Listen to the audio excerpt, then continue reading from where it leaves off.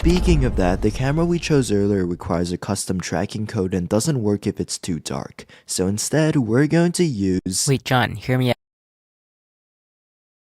This isn't your ordinary camera.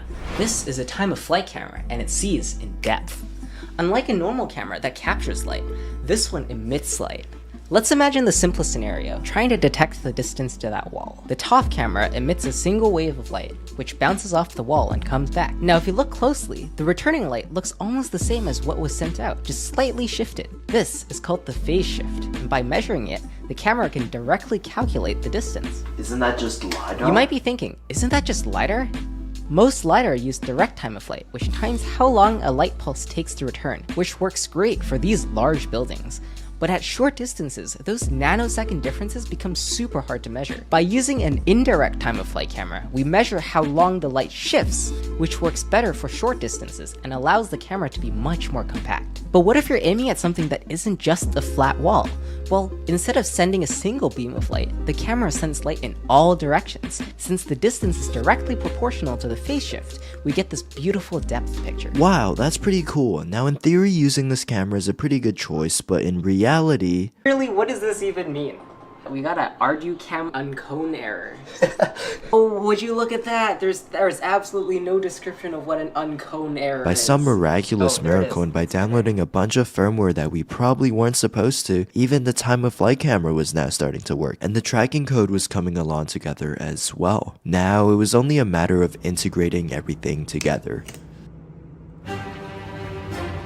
That's not supposed to happen. Okay, so we had just got the TOF camera working, and I decided to hold it high up above my head to test it out. But as I was bringing my hand up, it disconnected. And from that moment on, this board just refused to reconnect. No matter who we asked, no matter what we tried, this thing was just completely bricked. Is it the Raspberry Pi that's broken, or maybe it's the carrier board, or maybe it's the flight controller, or maybe the cable broke, or maybe my laptop isn't working. After a lot of troubleshooting, we determined it was probably the Raspberry Pi. But even if we were correct, with only 6 days left and the 4-day shipping time, we were cutting it really close. While waiting for the Raspberry Pi to arrive, I took the bare frame out for a few more test flights to perform some PID tuning so that it could fly more smoothly. But as the days passed, I couldn't stop worrying about how this project would turn out.